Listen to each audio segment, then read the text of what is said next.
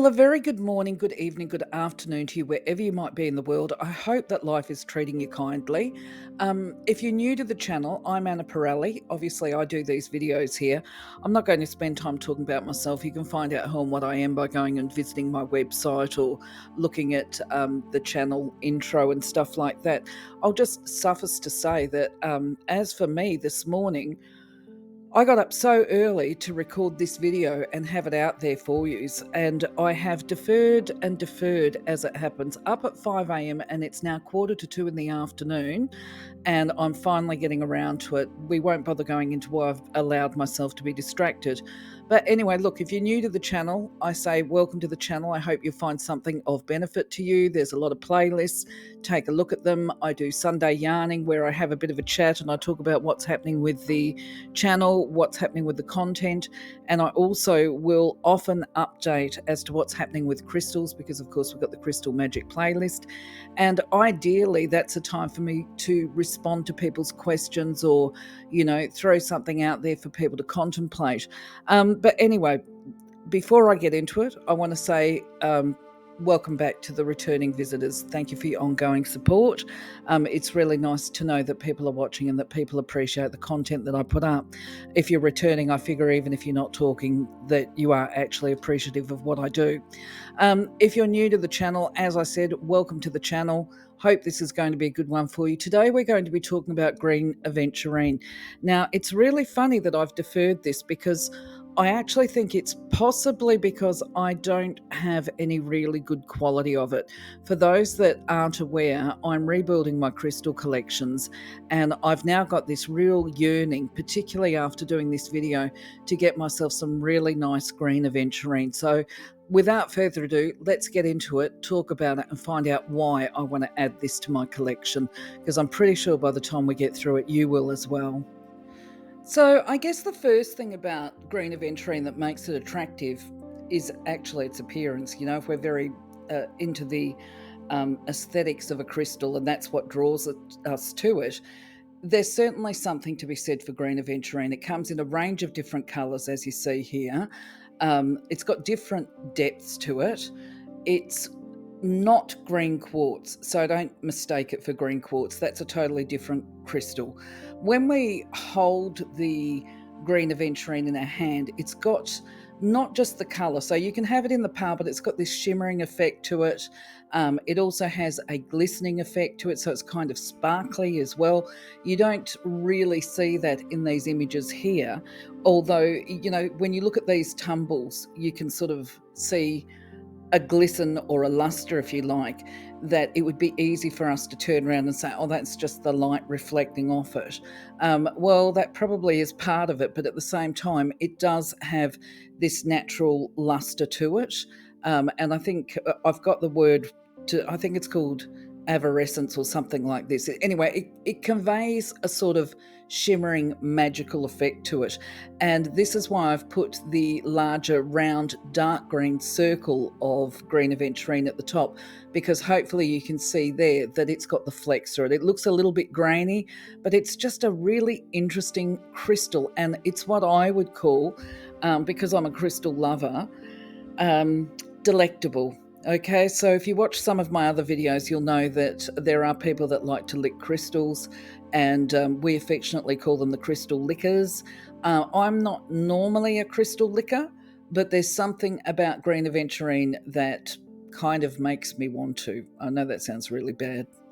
But just in case you are a crystal licker, just an aside here, you have to be careful what crystals you lick, especially if they're unpolished and that kind of thing, because some of them actually have toxic minerals as part of their makeup.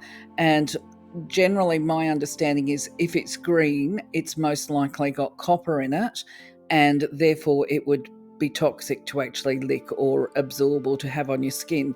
Now, from what I understand too, that's actually not Green Aventurine, but science can change.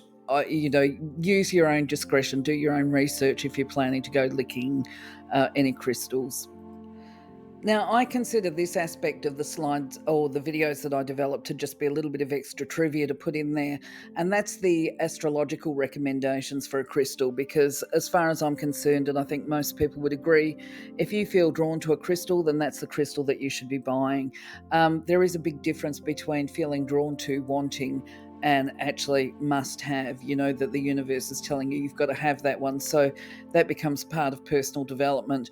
But either way, if you are in a store and you're drawn to Green Aventurine, then buy it if you feel that it is that energetic pull. At the same time, if you're buying a crystal for a friend that has one of these star signs, Taurus, Virgo, or Capricorn, then Green Aventurine is said to be beneficial to people with those star signs. And I guess this is where we start to see what makes Green Aventurine attractive, okay? Because everybody, I feel, well, most people these days are feeling the pinch financially for one reason or another. So if they're attempting to manifest wealth and abundance and that kind of thing, Green Aventurine, I'm just doing the metaphysical overview here, of course. I go into more detail. If you're new to the channel, I've got slides down the track that go more specifically into the metaphysical properties. But either way, from an overview perspective, it is considered to be a stone of prosperity and a stone of opportunity. And that's because to be able to prosper, we actually have to see those opportunities and act upon them when they present to us. And so this is apparently one of the primary attributes of Green Aventurine. It's also considered to connect a person to Mother Nature, the nature kingdom, and the elementals. If you don't know what the nature kingdom is, it is obviously the birds, the animals, the insects. And when we talk about elementals, we're talking about the little divas that work on each flower. If you don't know how to spell diva, it's Deva. Devic energies, fairies. The Irish would call them the fairies, and the elves, and whatever else they like to call them. So also it's associated with being able to generate healing energy into the planet for the earth. And I've put on there includes the waterways. This is purely my interpretation. Other people might have a different viewpoint. But for me, often when we talk about green crystals, we're not talking about planetary healing of waterways. We're talking about the water bodies, which could be the lakes and the animal life within it.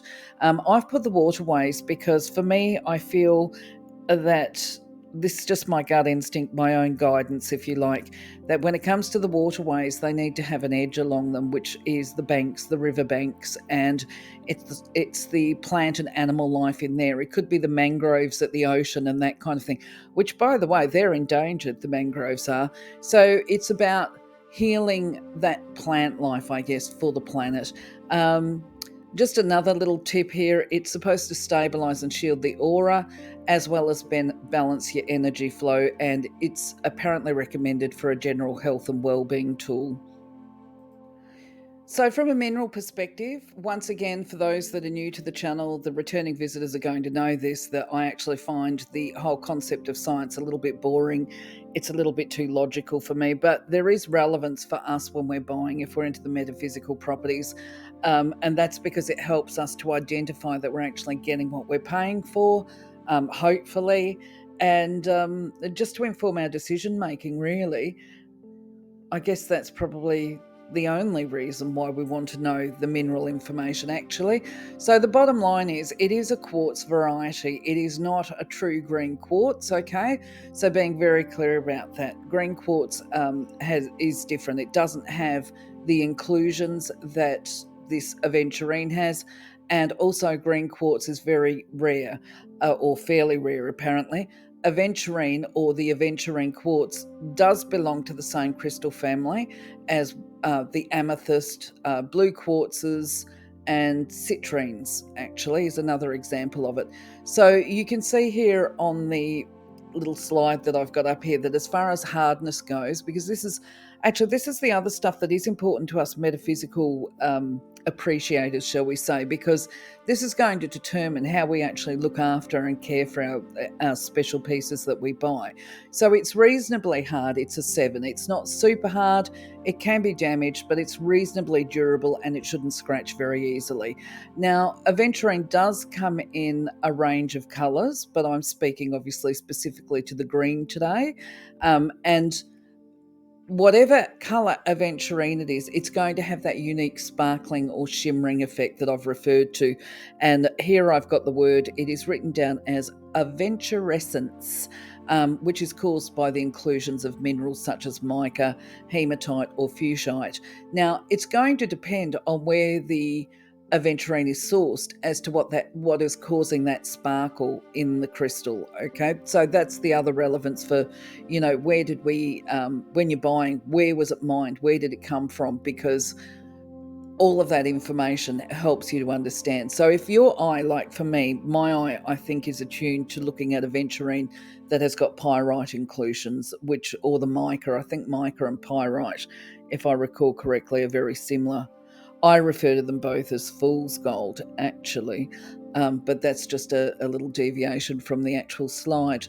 But anyway, so I'm used to looking at it with these goldish type inclusions to it. But if it was hematite's got a different metallic flash, if you like. It's got that grey silvery type flash to it. So aventurine that's got hematite in it is going to look totally different. I think, I'm open to correction, than those ones that have got the mica in it. Now, the other relevant thing to consider here when it comes to buying and understanding the mineral makeup, quite often when I'm doing these videos, I'm just putting this out here, is that I actually learn in the process, because I didn't realize before I was creating this video that aventurine can be transparent. Or translucent, because none of the pieces that I've ever seen have had that translucency to them. And this is the beauty actually of the internet, because even though we might not have seen it physically, we can actually go online and see verified buyers or sellers of materials that are showing these wonderful qualities of crystals that we wouldn't normally have known. And of course, when I first saw the translucent ones, I thought, oh no, that can't be right. As you do so, then I went and visited the geology and the mineral websites, if you like, and I got confirmation that yes, it can be translucent, which is quite interesting to me, if not to you. In fact, actually, those pieces, just so you know, they are extremely pretty, but they are going to be more expensive than the type of aventurine that you see here. And I'm quite happy to not have the translucent, price point being the consideration for me. But definitely, I would very much like to at some point in time have one of those stunning translucent ones. Anyway, so the other relevant bit too is looking at what are the locations that we can actually find green aventurine. And the information I've got is that you can find it all around the world. But Russia and India are said to be the primary producers of it, the stuff that we buy on the market. But it is also found in Brazil, Austria, the US, Chile, and Spain. They're also exporters, as is Tanzania. Have I pronounced that correctly? I hear Tanzania, and I don't know if that's a different country. But apparently what comes out of there is actually a very fine quality. That might be where the translucent ones come from. If you know, let us know. Okay, so going directly to the buying tips that I managed to find, and I've already discussed some of them, in that the value of green aventurine for collectors of it, because not everybody that collects crystals is into the metaphysics, but for the collectors, it's about the sparkles and the translucency, which I did mention just before. So it is abundant globally, and this is reflected in the prices. It's not hugely expensive to buy green aventurine, actually, but the more translucent it is and the sparklier it is, therefore the price is going to go up from there. Now, if I recall correctly with my little bits of research, I think the really pretty stuff actually comes out of Quebec in Canada, where apparently there's a lot of mica in the aventurine and it's got high transparency. Now, just to refer to these images here, you can see what I mean when you look at that little one that's called Canada. That's not a full shot, of course. That's like a zoom in on a specimen that I found on a geological website. And what looks like a hole in that green is actually clear quartz, if you like, a transparency there. And it's kind of crystallized. It's absolutely stunning. What else can I say about this? I did see a debate online as to whether or not aventurine can be faked. I'll talk about that in a moment, because for now I'm going to draw your eye back to that whopping great, what is actually a tumbled stone. That's the really massive one that I've got there on the right-hand side. I've enlarged it that far because I thought, look, I wanted to try and show you that in this particular one, you can actually see there's translucency to it. It might be difficult to see, but if you do a Google, you might find one similar to this. You can see it's got a mix of the clear quartz. You can see it's got different shades of green within it. You can see even it's got little bits of brown in it as well. But that apparently is a genuine piece of Green Aventurine, but obviously very high quality. You can see that it's got the crack in it. Now, a lot of people that are new to collecting crystals, I'm just going to mention this actually, they might think seeing a big crack like that means that the crystal is broken and like, oh, whatever, it's not even a good piece. No, that does not affect from a metaphysical perspective at all. In fact, to me, that actually enhances the character of the crystal, because we all have flaws, and so does crystals, really. So that actually is a very high grade tumbled stone. Now, back to talking about faking. I did see it was debated. One party said nobody's going to fake it because it's way too abundant. It's not financially viable for the frauds to make it. Where others say that it can be faked and that it is faked because the sparkly ones fetch much more money. I've got a note here. I'm looking at my transcripts here and having a bit of a laugh again as I read this, because I love crystals. Okay, that's the bottom line. I love crystals and I have no issue with certain things happening. But what I laughed about was I saw this online forum discussion where one of them said that some of the sellers like to pass off cheaper, I've put that in quotation marks, crystals as aventurine. And I had where my laugh came in. It's like, well, what do you call cheaper? And that all depends on where you live and how easy it is to source these other crystals.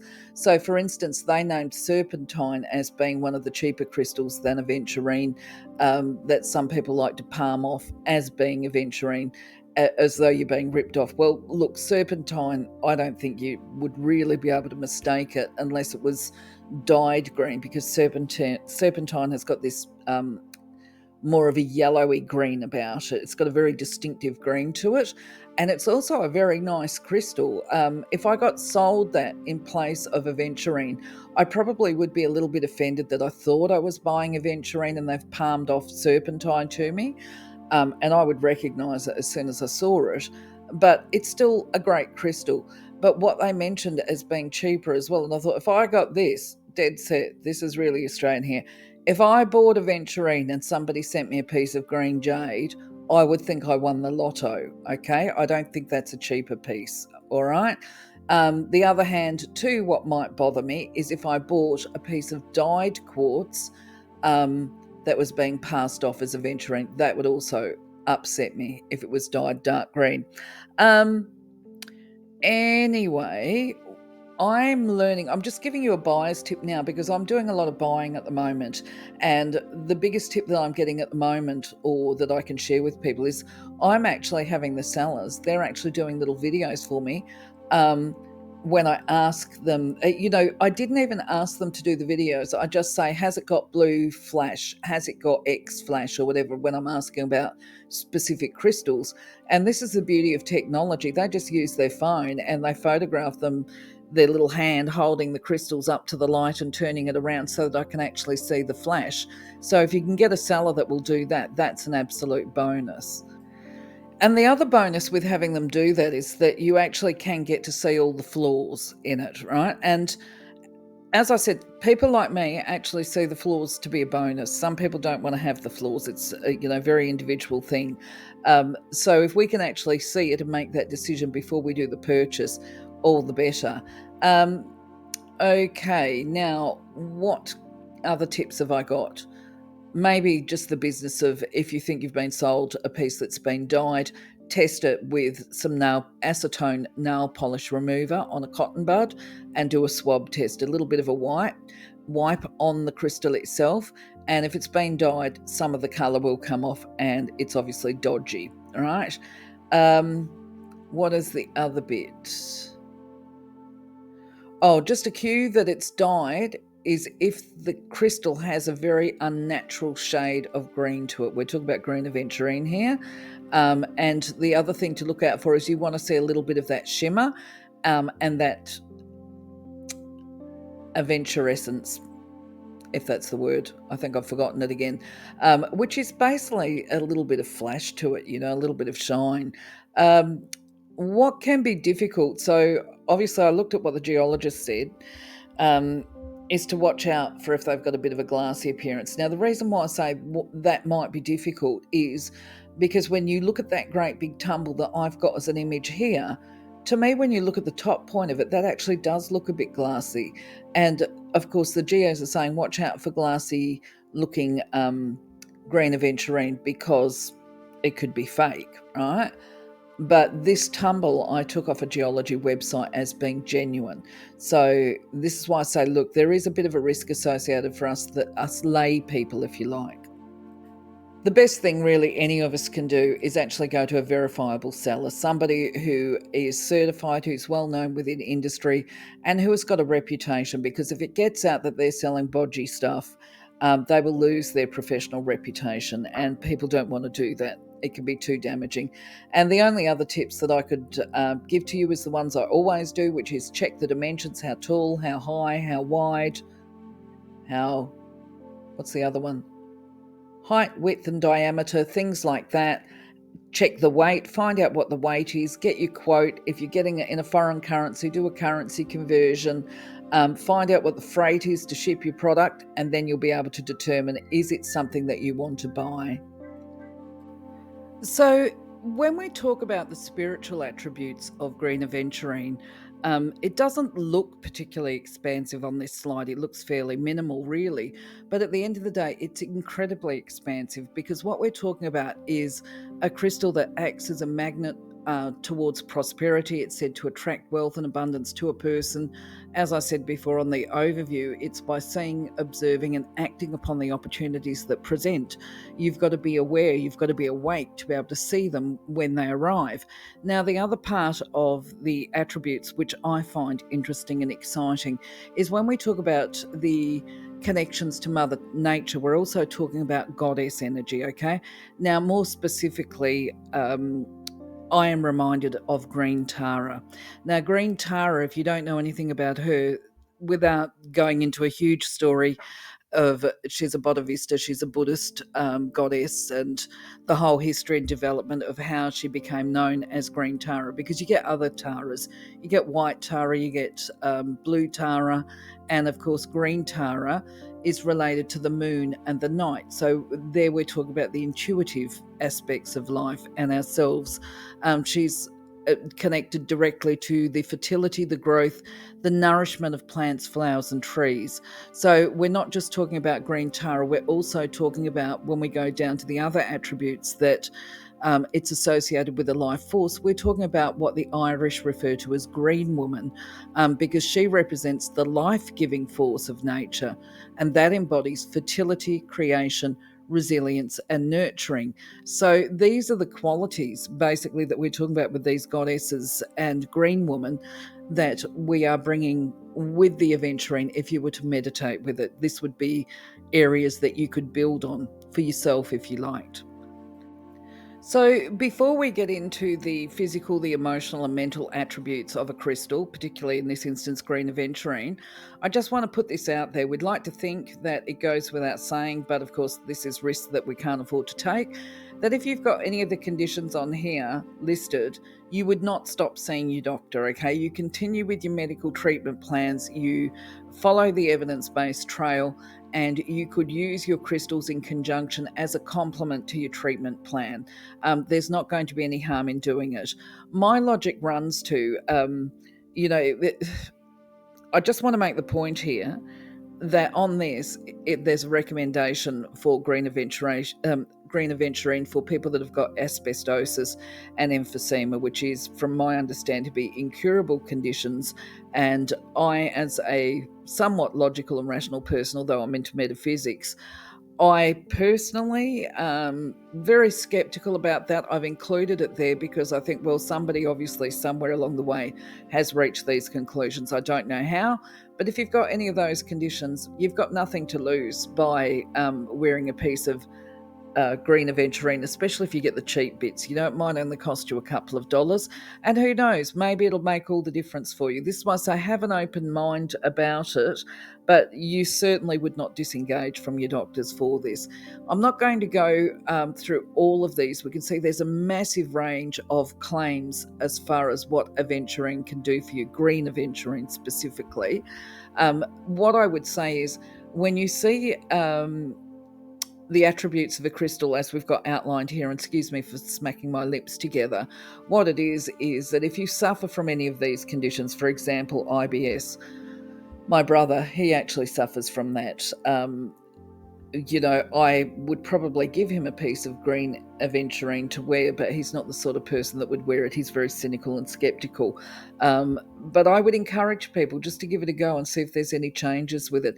If it's things like skin conditions, I think have a look at whatever the skin condition is that you're dealing with. If it's things like acne, I mean, that's got bacterial infections attached to it. You might want to rub your Green Aventurine onto the areas where there is acne and see if it soothes it. But you would also want to be mindful that you're actually cleaning that crystal as well, so that you're not transferring infection across your face. And it might certainly be a case of just wearing it in your bra or as a necklace might actually improve it. Eye health and eye vision, they would be very interesting. So it's at this point here too where I encourage people to be open-minded, to give it a go, and to let us know, because if it worked for you, then it might work for somebody else.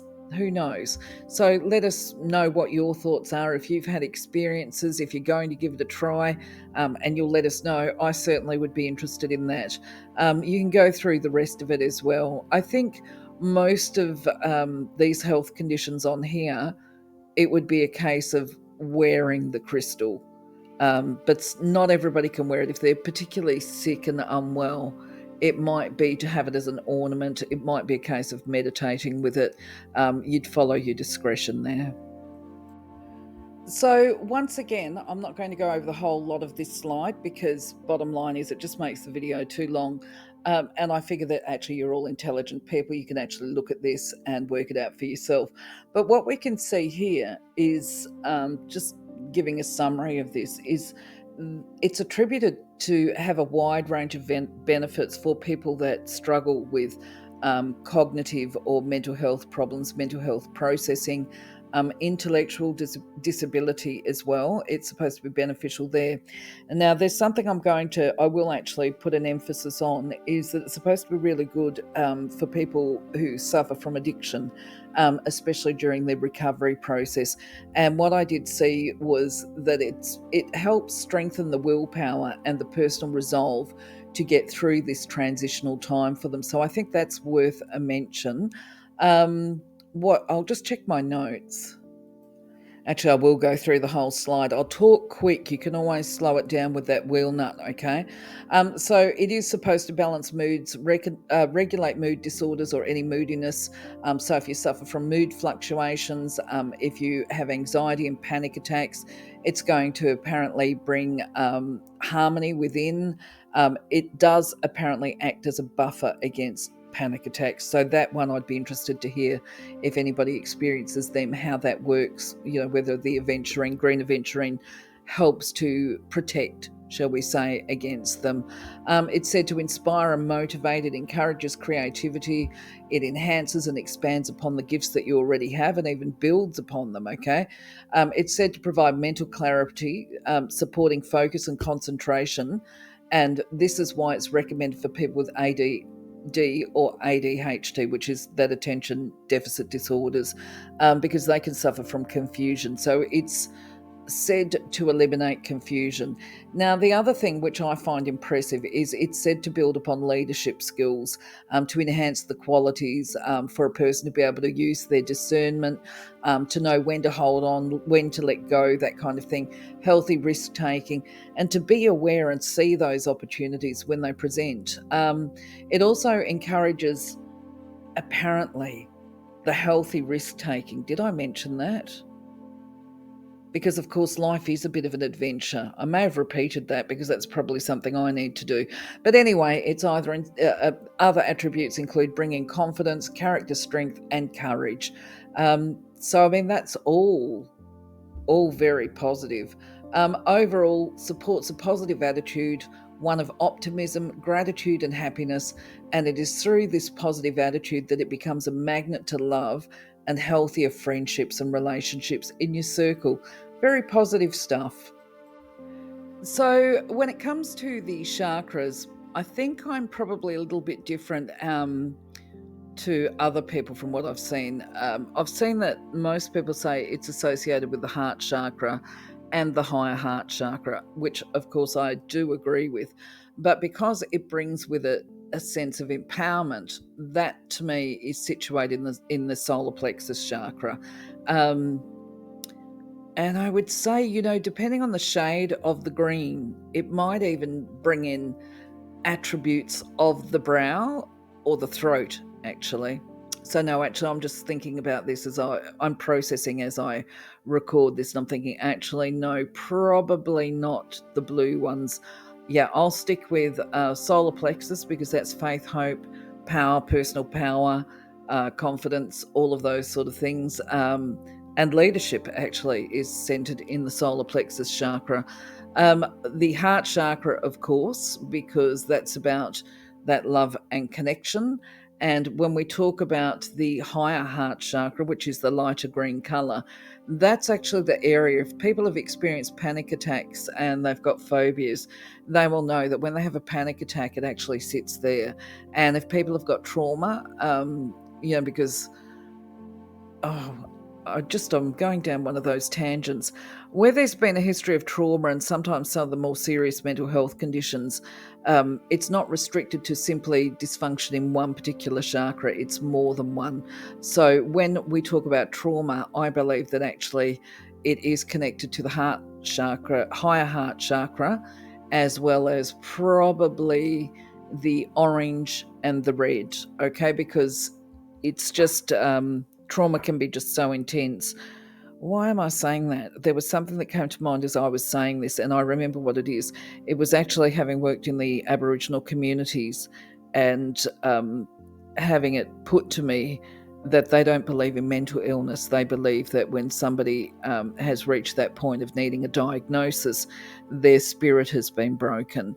And they feel that pain. They've described it as feeling that pain in that higher heart chakra area.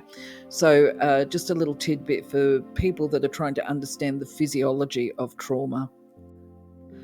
So when it comes to how we would use Green Aventurine in our daily life, well, it's only limited by our imagination. Tumbled stones, of course, are popular because they're not expensive, they're relatively cheap, and they're easy to pop in a pouch or a bra. Or if you're anything like me, I've got one of those macrame necklaces now so that I can interchange the tumbles and get the benefit of a different tumble on each day without any great effort. So you can do that kind of thing. The tumble stone is a very cheap and versatile type of crystal to have. But of course, you can have the carvings. Everybody loves a point. I love a point myself. The points are really good for when we're actually meditating because they sit nicely in your hand.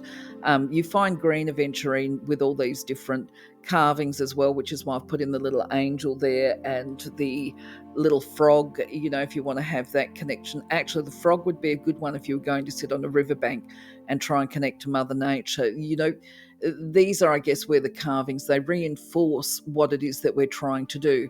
So you might want to hold the angel carving if you were trying to connect with the angels or with even green Tara, actually.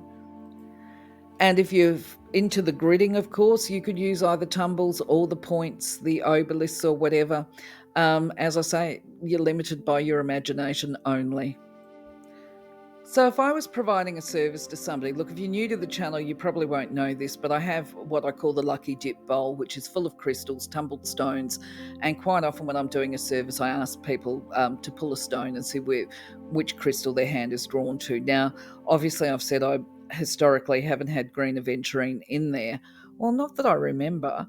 Um, but if I did now and somebody pulled it out as a general message, I would say that it's a reminder, first of all, to go and spend some time outdoors in nature. That would be the first thing, to balance out their energy and to ask themselves, are they blocking the flow of prosperity towards them? Because lots of opportunities present to all of us at different times, but we don't necessarily see them, or if we do see them, we make excuses for why it is that we can't take advantage of them. So that would be the first thing I would be saying to a person is, are you actually seeing the opportunities? Are you can do as a personality or can't do? Do you find excuses not to see the blessings and act upon them? That would be the first thing that I would think of. Then the other thing would be spend some time outdoors in nature, because if they're suffering from anxiety or phobias or whatever, then the outdoors, especially if it's lovely weather and that, offers that respite. There's something heartwarming about watching birds and the animals in the garden. Even if you're not really into animals, and I'm actually now going off on a tangent, I always used to find butterflies and birds would warm the cockles of my heart. And one time I was up north, and you don't have a lot of plant life up north. You're going into a far more arid area. And where I'm going with this is there wasn't a lot of birds around and there wasn't a lot of butterflies. And all of a sudden, I became aware that we had some lizards actually in our garden. And they were the ones that warmed my heart. They restored my soul just watching these little lizards. There was a whole family of them. So, spending time in nature, even in a very arid, desolate area, there's always something miraculous to witness and observe, and to expand our appreciation of nature and the earth. The other thing too, depending on the person and where they're at, it might be saying, look, why don't you try and build your gifts, your intuition, harness it, and see if you can draw upon the power of telepathy to communicate with the animals that visit your garden, or where you go. If you see animals, if you go to the zoo, anything like that. This video is getting very long, so I'll just try and really summarize this particular slide as well in saying, I have a video dedicated specifically to how to care for your crystals, okay? But when we talk about Green Aventurine specifically, of course, it's pretty well the same as other ones, which is avoid using harsh chemicals. Treat it with some kindness and some consideration. If you must use soapy water, have it tepid, don't have it too warm. Use oh gosh, what do they call it? I've forgotten it. A gentle cleanser. Okay, we'll just call it a gentle cleanser. Make sure you rinse it. Make sure that you don't take your crystals from a very warm water to a very cold water. That can actually make them shatter, things like that. When you finish washing it, of course, then do dry it off with a soft cloth. Basically, aventurine is generally stable with their colour, but it can actually be damaged with prolonged exposure to sunlight and chemicals as well. So if you're in Australia, of course, which I am, we would not be putting our Green Aventurine on the windowsills. That would be very foolish and will probably be the end of it. It will lose its vibrancy. It will probably go a horrible grey colour. And as always, if you're into the metaphysical as I am, and we're talking about recharging, doing the clearing, cleansing of an energetic nature, yes, absolutely, I recommend the selenite because it's easy, it's not time consuming. You can just walk past the selenite and put your Green Aventurine on there. Now, look, I'll be honest, because obviously my collection is building again. Some of the bigger pieces that I have, I actually now, when I'm buying them, I immediately select a piece of selenite for them to sit on permanently. So they're always being cleansed at the same time as, I guess, working on an ambient level. What else can I say? Obviously, you might want to use your sages. There's never going to be a problem with sage. Do you know what? I just realized that I don't think I've ever said to people, if you're going to use incense and sage and those kind of, smoking, smudging type methods of clearing and cleansing, you're supposed to leave your window open, okay? Besides the fact that it can be very strong smelling for some people with sensitive noses, the idea is that when you're smudging, that you actually open the window so that any negative and stagnant energy can flow out of the room and the house. So just something I thought I'd put in there. But if you've got any ideas or thoughts, feel free to leave a comment. Thank you. Well, my friends, thank you very much. We have come to a close for today. It's been another long one. So, that being said, I'd like to say, of course, thank you for being part of my journey. If you've made it this far, well done. Give yourself a pat on the back.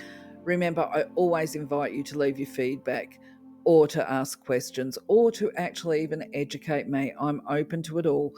For now, though, I'm going to say love you, leave you, catch you on the next video. Bye bye for now.